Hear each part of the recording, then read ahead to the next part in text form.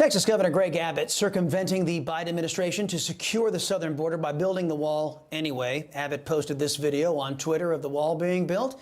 Illegal immigration records continue to be shattered each and every month under Joe Biden's open, unsecured Democrat border.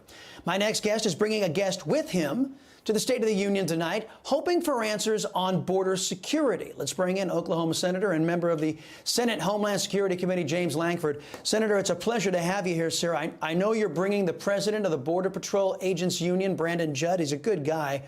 And you're going to bring him to the State of the Union tonight. The data is clear on this. 6 million illegal aliens into our country since Joe Biden took office. 1.2 million gotaways of those. 110,000 fentanyl deaths last year. Narco-terrorists militarizing the southern border. And a Border Patrol turned into Walmart greeters. Senator, your thoughts on this disaster of a border?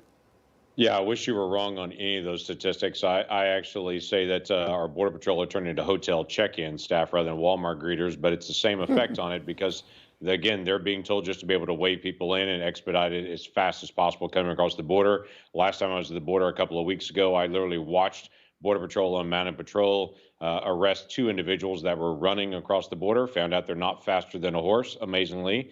And when they're arrested, they had Chinese paperwork on them. The border is open for people all over the world, and people just don't process how bad this really is. Literally, President Biden is already now crowing about how numbers have gone down in January, which, by the way, they always go down some in January. The January numbers for President Biden that he's crowing about are higher than any month during the Trump administration. This is nothing to brag about. This is a major problem, and President Biden wouldn't meet with the Border Patrol Union when he went down to the border. So I'm literally bringing the Border Patrol Union leadership to Washington, D.C., because they have something to say. They know how to fix this, and President Biden refused to even meet with them. Senator, I gotta be honest with you. I, as a conservative, I was just livid over the omnibus bill, which some of your colleagues in the Senate voted for, which expressly wrote in it, you are forbidden for using any of the money, because you mentioned my characterization of our border agents as Walmart greeters. We can send the money down there for them to process and bring in more and more illegal aliens from all over the country, but we can't use any of the money, said the omnibus bill, to stop illegal immigration, to stop the militarizing of our border, to stop the sex trafficking of young women and girls. We couldn't use any of it. It was really, in my view, sir, an un-American bill. What do you think about it? It was a poke in the eye, quite frankly, to the American people to be able to say, I know that you want to stop illegal immigration, but we're actually going to say, no, we're not going to stop it. Here's the amazing thing the Biden administration won't talk about. We've been pounding on them for now 2 years to be able to restart wall construction. I know Governor Abbott has talked about what they're doing in Texas. Good for him in that construction. But the Biden administration has now restarted wall construction in Arizona. Right now, they're actually building wall to be able to close in the gaps in southern Arizona. That's a positive thing. The Biden administration literally doesn't want to know the left is actually happened, but that's after 2 years of pressure on them. They're finally caving and actually restarting wall construction. That's just one element, though. They've got to do the wall construction. They've got to do the technology around it, but they've also got to empower the Border Patrol to actually make arrests and turn people around and turn them back. That's the next big piece. Senator, I wanted to ask you about a battle that we conservatives have been fighting, and it's this battle to preserve American free speech and against woke left-wing censorship. It continues to be pushed by, I'm sad to say, anti-American companies, woke companies. Even though Elon Musk now owns Twitter, it doesn't seem like he has any control of that thing.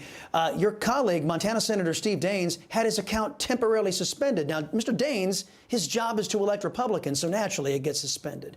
And Newsmax was censored by DirecTV, AT&T's DirecTV, for refusing to pay carriage fees that they're paying liberal channels with far smaller audiences than we have.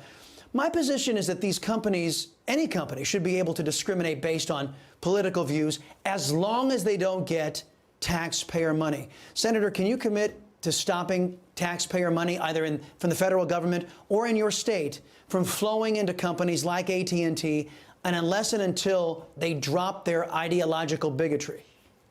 Yeah, I would tell you that I can't stop that from just one position in the Senate, but we definitely need to push it. And the first thing needs to happen are consumers and folks that watch Newsmax to be able to vote with their feet in this process. That's what actually wakes up these companies. For some reason, they seem to think that only liberals are consumers in America, and they ignore the half of Americans that are conservatives, assuming that they'll just roll over and pretend it didn't happen.